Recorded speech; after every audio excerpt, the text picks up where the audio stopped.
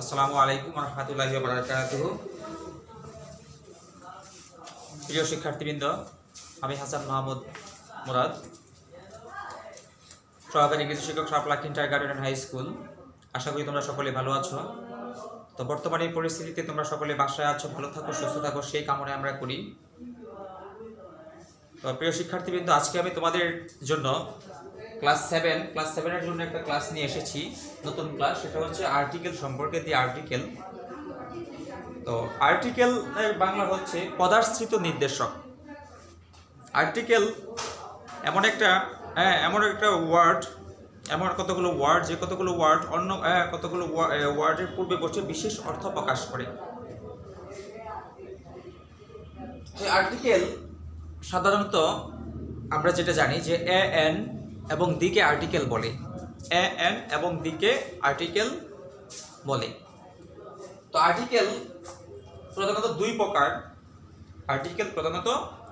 দুই প্রকার।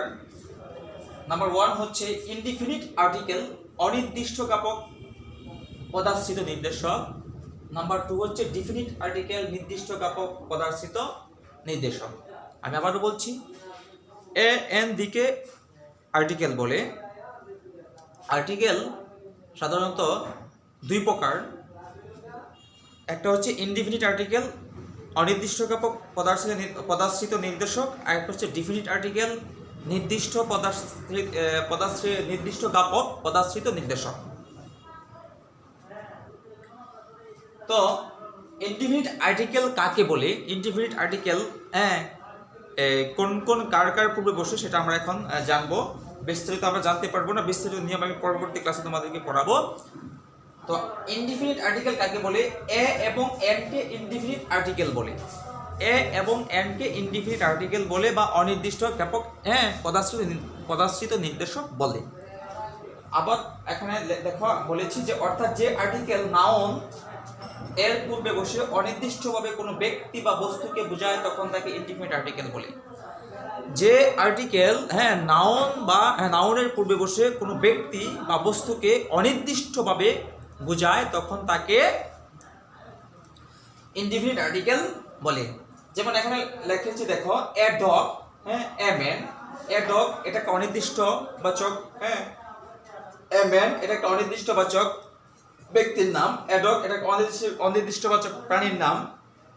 তো এগুলোর পূর্বে সাধারণত এ বসবে, এজন্য এটা অনির্দিষ্ট জ্ঞাপক পদার্থিত নির্দেশক। প্রিয় শিক্ষার্থীবৃন্দ, আমি আবার বলেছি ডিফিনিট আর্টিকেল। ডিফিনিট আর্টিকেল কাকে বলে? নির্দিষ্ট কতগুলো বিষয় পৃথিবীতে আছে, নির্দিষ্ট কতগুলো বিষয় থাকবে, সেই নির্দিষ্ট কতগুলো জিনিস, নির্দিষ্ট কতগুলো ব্যক্তি, নির্দিষ্ট কতগুলো বস্তু যেগুলো আছে থাকবে, সেগুলোর পূর্বে সাধারণত দি বসে। তো এখানে এই জিনিসটা লিখেছি ডিফিনিট আর্টিকেল। এটা হচ্ছে নির্দিষ্ট জ্ঞাপক পদার্থিত নির্দেশক। দিকে ডিফিনিট আর্টিকেল বলে। অর্থাৎ যে আর্টিকেল নাউন এর পূর্বে বসে নির্দিষ্টভাবে কোনো ব্যক্তি বা বস্তুকে বোঝায় তখন তাকে ডিফিনিট আর্টিকেল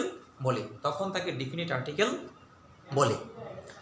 তো আমরা কি বললাম যে আর্টিকেল নাউনের পূর্বে বসে নির্দিষ্টভাবে কোনো ব্যক্তি বা বস্তুকে নির্দিষ্ট করে বোঝাতে হবে, নির্দিষ্ট থাকতে হবে সেই নির্দিষ্ট ব্যক্তি বা বস্তুর পূর্বে এই দি আর্টিকেলটা বসবে। নির্দিষ্ট কোনো ব্যক্তি বা বস্তুর পূর্বে এই দি আর্টিকেলটা বসবে।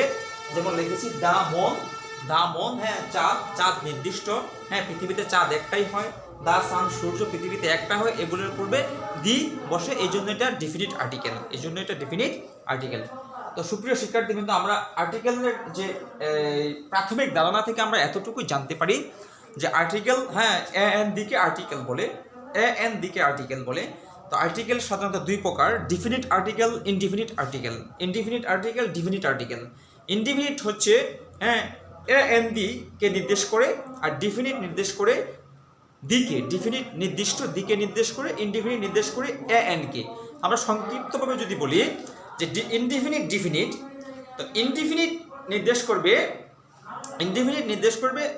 A N K. এই এ এন কোনো অনির্দিষ্ট ব্যক্তি বা বস্তু প্রবৃত্তির পূর্বে বসবে। অনির্দিষ্ট কোনো ব্যক্তি বা বস্তুর পূর্বে ইনডিফিনিট আর্টিকেল এ এবং এন বসবে। আমি যে আবার এবার দিকে বলি যে ডিফিনিট আর্টিকেল কোথায় বসবে। ডিফিনিট আর্টিকেল কাকে বলে? ডিফিনিট আর্টিকেল হচ্ছে দি, সেই ডিফিনিট আর্টিকেলটা, হ্যাঁ, এই পৃথিবীতে যত নির্দিষ্ট বস্তু আছে সেই নির্দিষ্ট বস্তুর পূর্বে এই ডিফিনিট আর্টিকেল বসবে। তো প্রিয় শিক্ষার্থীবৃন্দ, আশা করি আজকে আমার এই সংক্ষিপ্ত ক্লাস, হ্যাঁ, তোমরা বুঝতে পেরেছো। এই সংক্ষিপ্ত ক্লাসের আলোকে আমি যতটুকু বলেছি ততটুকু তোমরা আয়ত্ত করতে পেরেছো। বিশেষ করে আমার শাপলা কিন্ডারগার্টেন অ্যান্ড হাই স্কুলে যে সকল ছেলেমেয়েরা আছো, আগামী ধাপে যে তোমাদের পরীক্ষাটা হবে, আমাদের প্রথম সেমিস্টার পরীক্ষা হয়েছে, আগামী ধাপে যে পরীক্ষাটা হবে সেই পরীক্ষার সিলেবাসে, হ্যাঁ, সপ্তম শ্রেণীর শিক্ষার্থীদের জন্য এই আর্টিকেল থাকবে।